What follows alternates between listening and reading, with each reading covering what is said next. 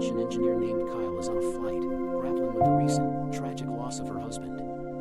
She's flying from Berlin to New York with her 6-year-old daughter, Julia, to bring her husband's body home for burial. The massive, brand-new airplane she's on is one she helped design, a detail that initially brings a small sense of pride but will soon become a part of her nightmare. Exhausted and emotionally drained, Kyle and Julia find their seats, and Kyle allows her daughter to lie down and sleep across a few empty seats next to her. Worn out by grief and the stress of the journey, Kyle drifts off to sleep as well. When she wakes up a few hours later, the cabin is calm, but her world is about to shatter.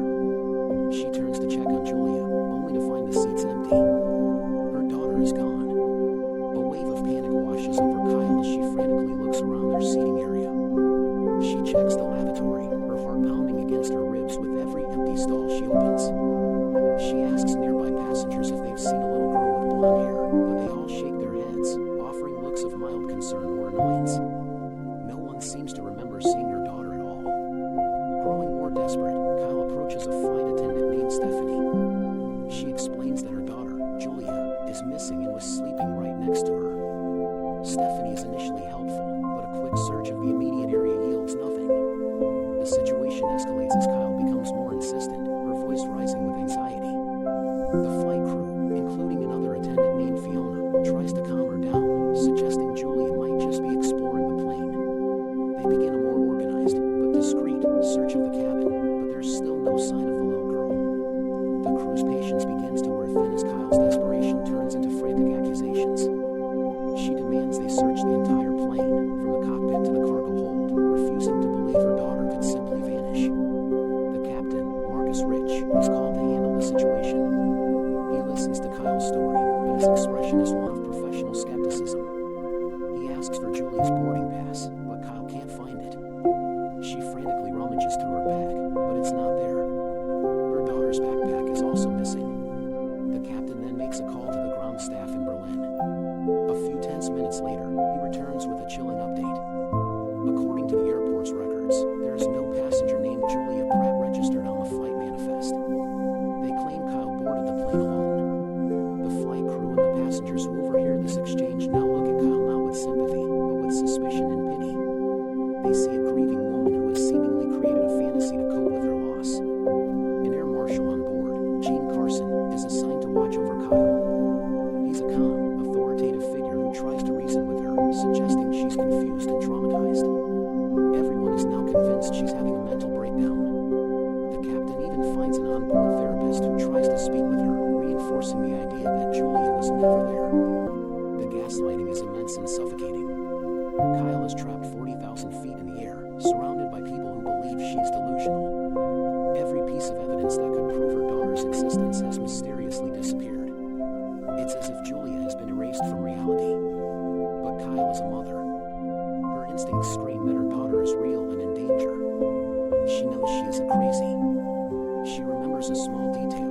Julia drew a heart on the foggy window next to her seat before they fell asleep. Kyle rushes back to the window, her last hope hanging by a thread. She wipes away the condensation, but there's nothing there. The heart is gone. It's another blow, another piece of proof that she's lost her mind. However, Kyle is not just a mother. She's a brilliant engineer who knows this specific aircraft better than anyone on board. Her professional knowledge begins to merge with her maternal desperation. She realizes that if someone took her daughter, they must have a plan, and they must be using the plane's own systems against her. She starts to analyze the situation not as a hysterical passenger, but as an engineer troubleshooting a complex problem. She recalls a conversation with the captain about the plane's security systems. She knows there are hidden compartments and access points that most of the crew wouldn't even be aware of. Her focus shifts from proving she's sane to finding her daughter on her own. She refuses to be sedated or restrained, using her knowledge of the plane's layout to evade the crew and Marshal Carson. She knows the electronics bay, or avionics hold, is located directly beneath the main cabin. It's a space that's not typically accessed during flight. A terrifying theory begins to form in her mind. Someone is taking Julia and hidden her somewhere on the plane, and they are using Kyle's emotional state to create the perfect diversion. They want everyone to believe she's unstable so that no one will conduct a real search. She realizes the disappearance of Julia's name from the manifest and the missing boarding pass were all part of a sophisticated plan.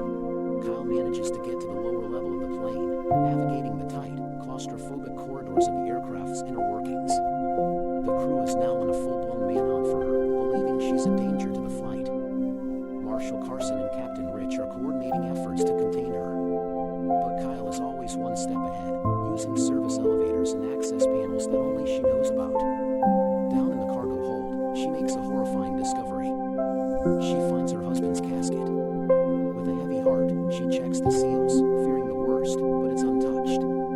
However, nearby, she finds Julia's small backpack, the one that had mysteriously vanished from her seat. This is the first tangible proof she's had since waking up. She's not crazy. Her daughter was here. Clutching the backpack, her resolve hardens. She now understands that this is a conspiracy, and some of the people on board must be involved.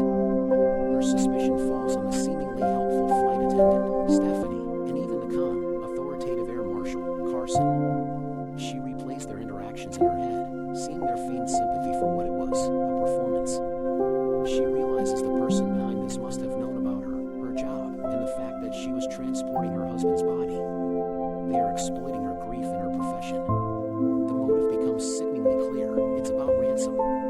They plan to make it look like Kyle, in a fit of grief-stricken madness, threatened to damage the plane unless a large sum of money was wired to an account. The missing child was the leverage to make her desperate enough to comply with their demands, and the perfect cover story for their crime. Marshal Carson reveals his true colors, cornering Kyle in the cargo bay. He admits to the plot, working with Stephanie. They kidnapped Julia and hid her in the avionics bay. They drugged her to keep her quiet and planned to leave her there, hidden inside a small compartment. The heart on the window wasn't imagined. One of the conspirators wiped it away. They also bribed the mortuary director in Berlin to falsify records and remove Julia's name from the manifest. Carson reveals the final, twisted part of their plan. They have planted explosives inside her husband's casket and are framing her for a terrorist plot. The ransom demand has already been made in her name. Once the money is transferred, they plan to detonate the explosives, killing Julia in the avionics hold and making it look like Kyle was a suicidal hijacker. But they underestimated a mother's will to survive and protect her child. Kyle, using her intricate knowledge of the plane, manages to trick Carson, locking him in a compartment. She rushes to the avionics hold, a maze of wires and blinking lights. She calls out for Julia, her voice echoing in a confined space. She finally finds her, unconscious but alive, tucked away in a small recess. Overcome with relief, Kyle holds her daughter, but she knows they aren't safe yet. She finds the detonator for the explosives that Carson was carrying. Thinking fast, she grabs it and rushes back to confront the conspirators. She finds Stephanie and another accomplice, but Carson has managed to escape. He's now heading to the cockpit, ready to execute the final part of his plan. Kyle confronts the crew, holding the detonator. They still believe she's the threat, and the passengers are in a full-blown panic. She tells the captain that Carson is the real hijacker and that her daughter is alive. She pleads with him to trust her, explaining the entire plot. The captain, seeing the raw, undeniable truth in her eyes and the detonator in her hand, finally begins to doubt the official story. In a final, desperate gambit, Kyle detonates the explosives. But she hasn't set them off in the casket. Using her engineering skills, she rewired the device to cause a minor, controlled explosion on a non-critical part of the plane's fuselage, just enough to deploy the oxygen masks and cause chaos. Amid the confusion, she grabs her daughter and carries her out into the main cabin, right in front of all the passengers and crew who were convinced she was a figment of a grieving mother's imagination. The sight of the unconscious little girl in her mother's arms is undeniable proof. The entire plane stares in stunned silence. Marshal Carson, exposed and defeated, gives himself up. Stephanie is also apprehended. The lie has been shattered. As the plane makes an emergency landing, Kyle sits with Julia, who is now awake and safe in her